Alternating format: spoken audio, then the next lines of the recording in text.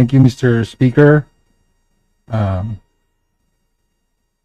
My questions will focus on the Presidential Commission on Visiting Forces. Am I correct in my understanding that this Presidential Commission is chaired by the Secretary of the Department of Foreign Affairs? And so therefore it would be proper to pose questions regarding the budget as well as the functions of the Presidential Commission on Visiting Forces. Yes po. Yes. Okay. And so, okay. As I understand, it was in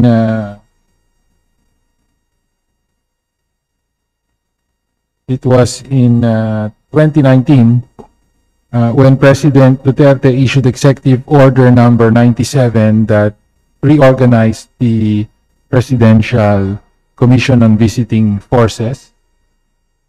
This order amended Executive Order number 175, 2014. Initially, or earlier, it was the Executive Secretary that headed this commission, but now it's the DFA. Tama po ba? Yes, yes. Yes, Your Honor. okay. Yes.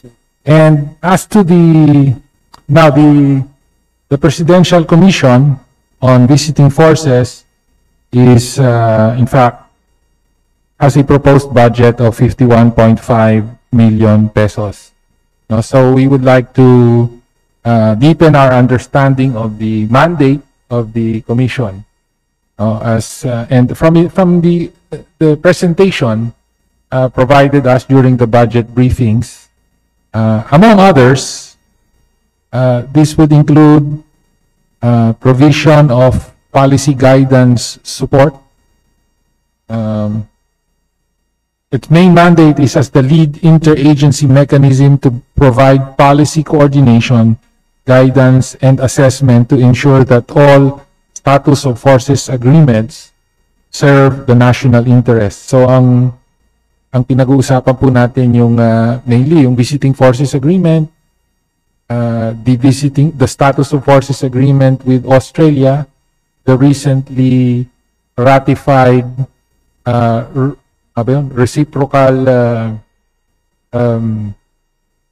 I forget the term, the similar Status of Forces Agreement with Japan, no? And as we were briefed, some new agreements with countries like is it New Zealand and others are in the works.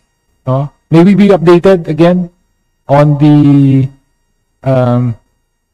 other status of forces agreements that are in the pipeline or being negotiated? Ano po ba yung mga kasunduan na hinahanda na along these lines, no, as a status of forces agreement?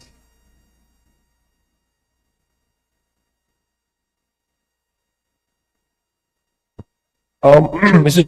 Canada, France, and the UK. These are the countries that we are currently discussing. Canada, France, and the UK. Yun lang po. Canada.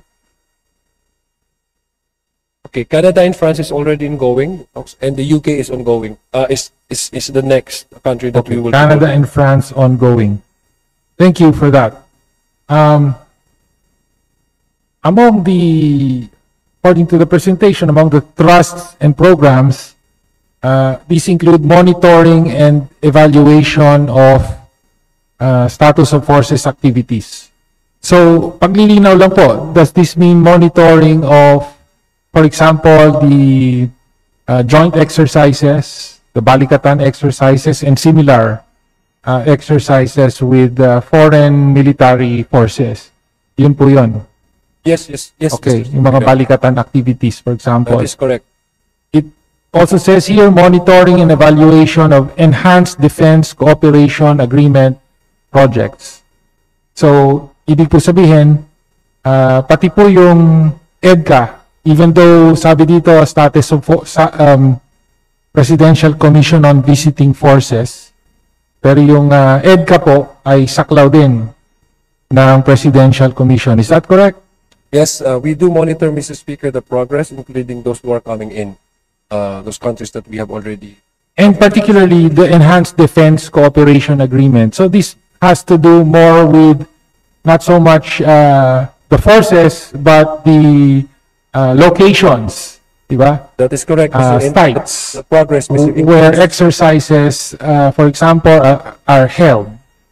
So that falls within the mandate of the Commission as well. Yes, Mr. Speaker, Your Honor. Thank you. Okay. Then,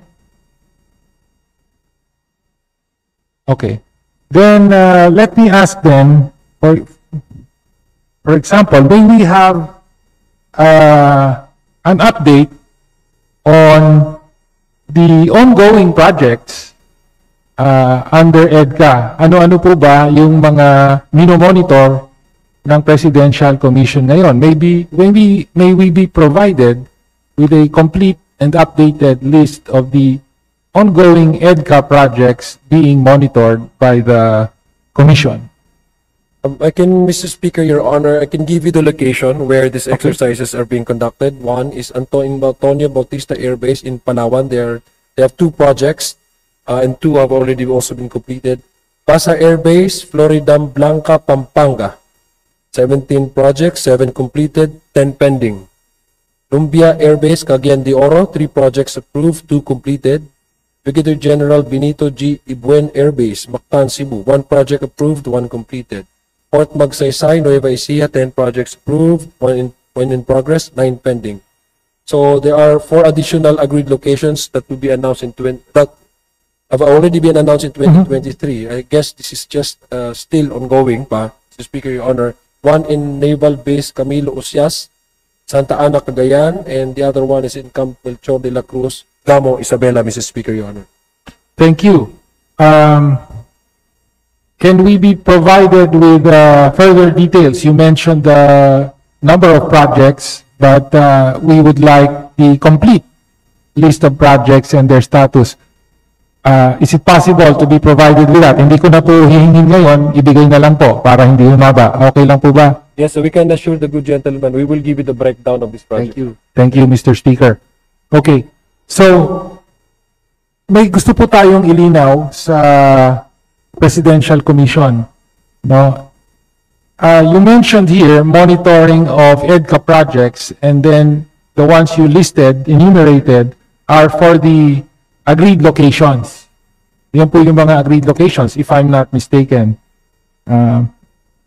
Does the Presidential Commission also monitor activities of particularly U.S. forces, including contractors, in non-agreed locations? Yung mga hindi po designated as agreed locations. What role does the Presidential Commission have in perhaps monitoring such activities?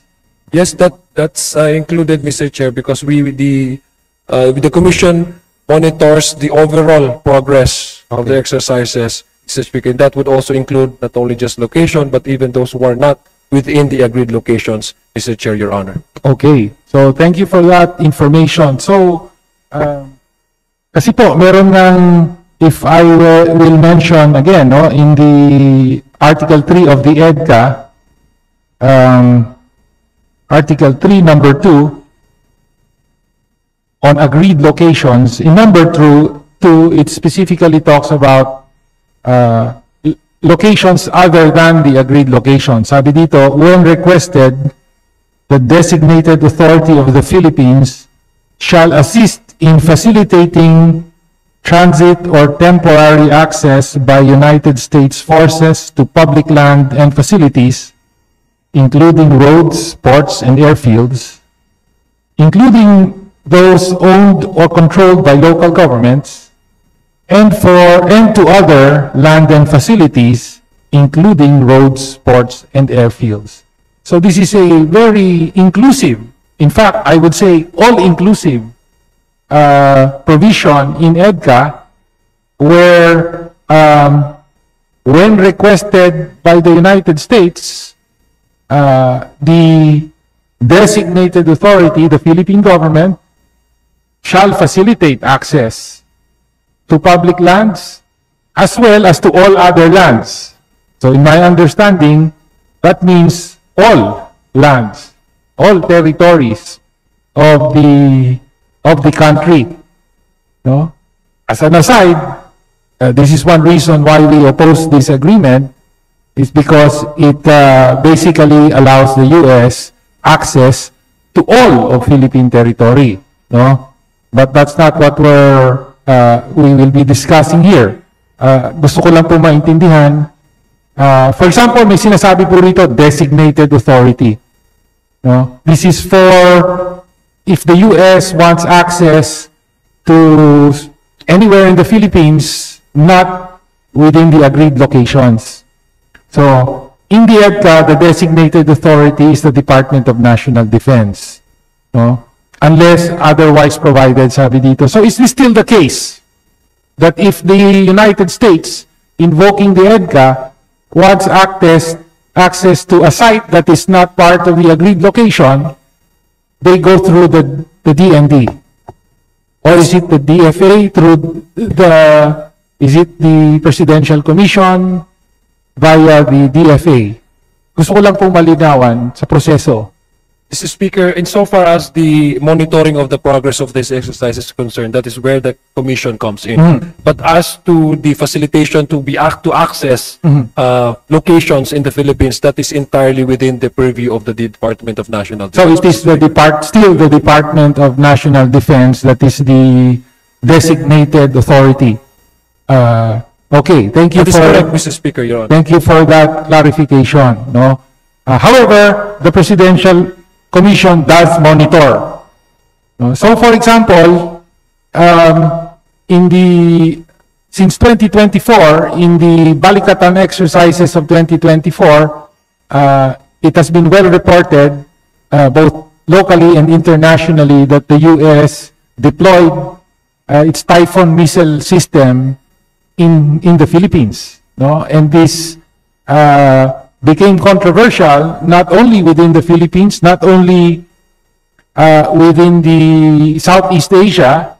No? China, of course, made its condemnation, but also a country such as Russia, weighed in. Sabi nila, iba na to, This is changing the military balance in the region when the U.S. introduces or deploys such a powerful and long-range weapon in the Philippines. So, naging controversial po talaga to. And my point here is that Typhoon missile launcher, it was well reported in media, was deployed at Talawag International Airport, which is not part of the agreed locations of EDCA. So, na-monitor po ba yun? Kasama po yan sa monitoring ng DFA. Yes, the commission has monitored, Mr. Chair, but again, the decision of whether or not to put this long-range missile, Mr. Speaker's concern, is within, again, the purview and the decision of the DND. Does the Presidential Commission keep tabs on the location, the whereabouts of this Typhoon launcher? Again, further context, April 2024, the U.S. brought in the Typhoon missile system for Balikatan exercises and said that it would be removed by September. But when September came, sabi ng US, sabi rin ng AFP, ay hindi muna, dito pa siya. No? And then even the AFP even said something like, we're thinking of acquiring the Typhoon missile system. Okay? However, bottom line, hindi pa rin po nilalabas, na rito pa rin. Kaya lang, pag tinatanong na po yung DND, nasa na po yung Typhoon missile, sinasabi na nila ngayon, classified. Hindi po pwede sabihin kung saan. Does the Presidential Commission monitor the location? Alam nila kung nasaan ito. Again, the commission only deals about how the progress of the exercise is concerned, so far as the decision whether or not such a location will be included in the exercises, again, including assets, military assets, vehicles, etc., would definitely be within the decision of the DND. Now, insofar as the question of good gentleman, kung saan na ba ito, at sabi ng DND nga, sabi nga niya, it's Classified. It's classified. Again, that is something that is not accessible. The update in the information is not accessible to the Commission, Mr. Okay. Speaker, Your Honor. Oh, sige, understood po. However, we have in our own interpellation of the DFA, we have raised concerns, no, that such weapon systems are deployed in civilian facilities such as the Luwag International Airport. No, these are not just any civilian facilities but critical civilian infrastructure, no? Airport yan eh, di ba? And in so doing, dahil nilagay po yung Typhoon missile system doon ng US, then the airport becomes a legitimate military target in event of an actual war, no, between China and the US. So, meron po bang position? Sabi po kasi sa mandato ng Presidential Commission, okay, the lead interagency mechanism to provide policy coordination, guidance, and assessment to ensure that all status of forces agreements serve the national interest. Yun po. So kaya po, hinihingan ko ng posisyon ang komisyon.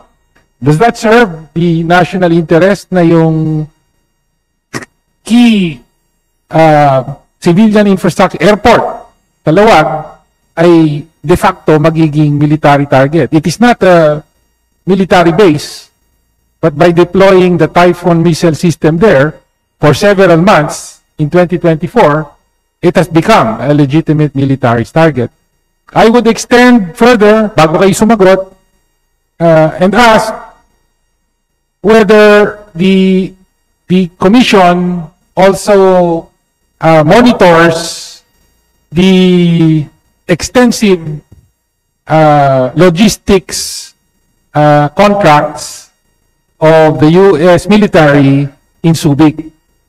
Doon naman po sa interpellation natin sa Subic Bay Metropolitan Authority, they confirm that the U.S. Navy does in fact store large amounts of fuel for use of the U.S. Navy at Subic. No? So, again, the question we're raising here is, well, of course, Subic used to be a military base, pero not anymore, di ba? In fact, sabi mismo ng SBMA, it is one of the key engines of economic growth in Luzon. No, creating 162,000 jobs, and I forget, you know, what percentage of GDP its contribution to GDP and so on. Yet now, so hindi na siya base, pero dahil po sa disenyo ng kasalukuyang ng Mutual Defense Treaty natin at saka ng EDCA as well as the VFA, these agreements allow the U.S. Navy to make use of our civilian infrastructure for essentially military purposes. In this case, their storage of fuel. No, so,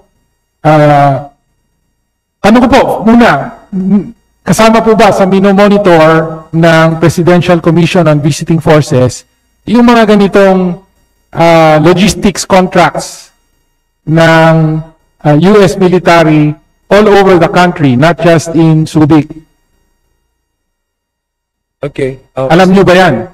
The position of the Commission, Mr. Chair, is that number one, again, reiterate overseeing whether such exercises would be in bound with the, with the current laws of the Philippine of the country, Mr. Chair. There was no violation whatsoever. And so far as the assessment whether or not this would be beneficial, again, the Commission's position is that they're not really into in particulars or the specifics of how these exercises and arrangement particularly that kind of arrangement, Mr. Chair, is concerned, but they are all concerned about the overall benefits that it will give to the country, Mr. Chair, and so far as these exercises is concerned. So again, the private contracts, Mr. Speaker, entered into by either the private contracts, civilian facilities, to that of a military foreign assets, Mr. Chair, or companies, Mr. Chair, for that matter, and that would entirely be up to the issue of, facilitation, facilitation of the accessibility to locations, Mr. Chair, which is under the purview of DND, Mr. Chair. So the Presidential Commission, of course, is aware and monitors such agreements. Tama po ba?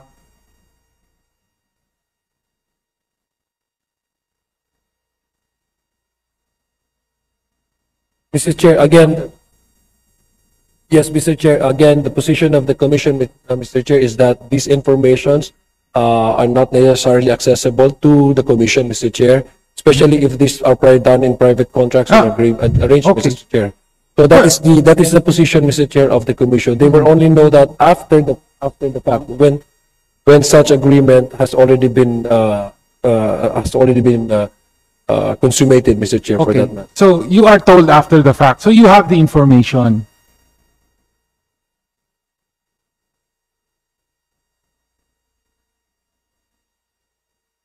Okay, on that particular issue, the fuel, Mr. Chair, the Commission already learned about this information from the media.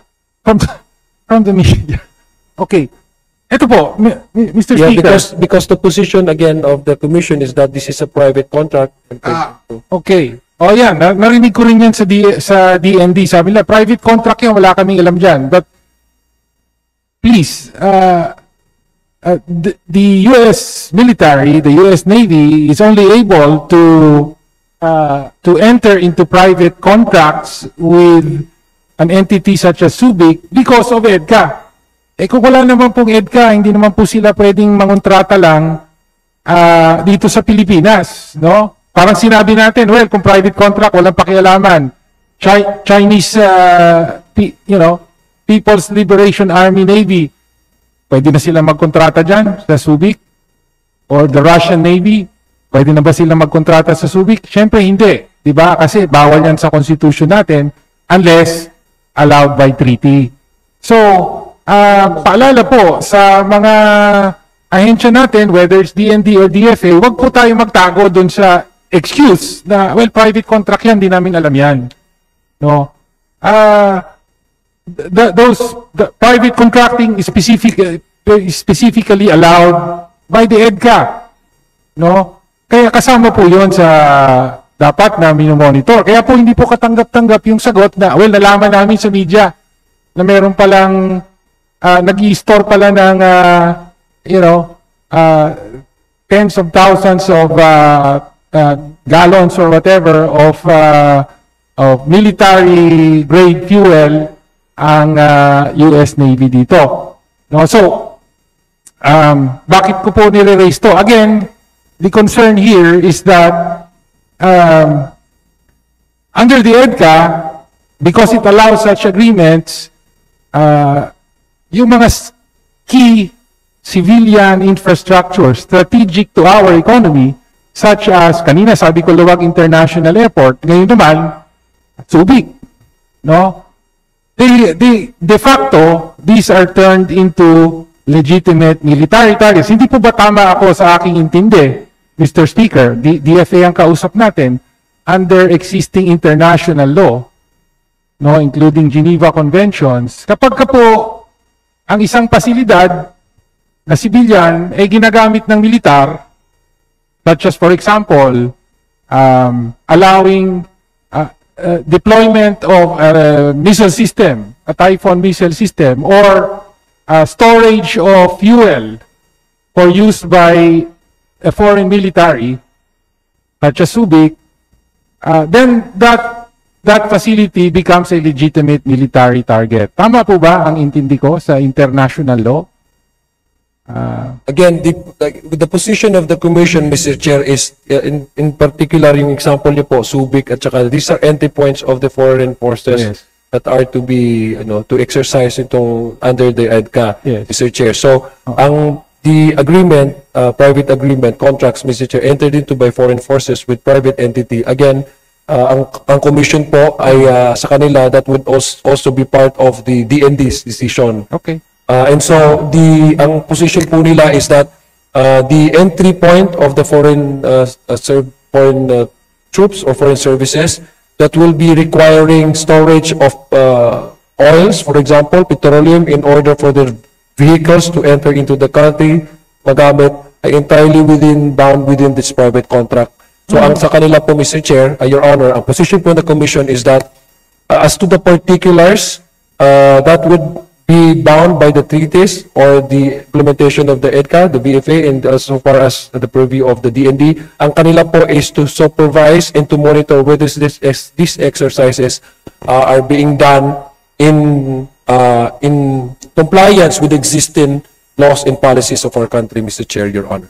Okay, but as I said, supposedly ang mandate nyo is to ensure that all status of forces agreements serve the national interest. Yun na po ang tinatanong ko. Do these arrangements allowed by the Mutual Defense Treaty and the EDCA actually serve national interests? Ang gusto natin po i-raise dito, Mr. Speaker, ay yung dati merong military bases agreement, di ba? Alam natin, tas 1991 di na na-renew. So umalis na yung military bases. So dati, yung Subic, yung Clark, and many others, these were actual military bases. However, post 1991, meron na tayong una muna VFK, VFA, and then EDCA. So VFA allowed the entry of troops, and then EDCA allowed access by US military to locations. As we discussed, merong agreed locations, pero the agreement also allows access to any other location, actually, no, including Subic. At sa totoo lang, Mr. Speaker, mas ginagamit naman ng US, hindi naman yung agreed locations. Mas ang ginagamit nga nila actually, their main entry point, as we know, is Subic. Every time there's Balikatan, which is not an agreed location. Diba?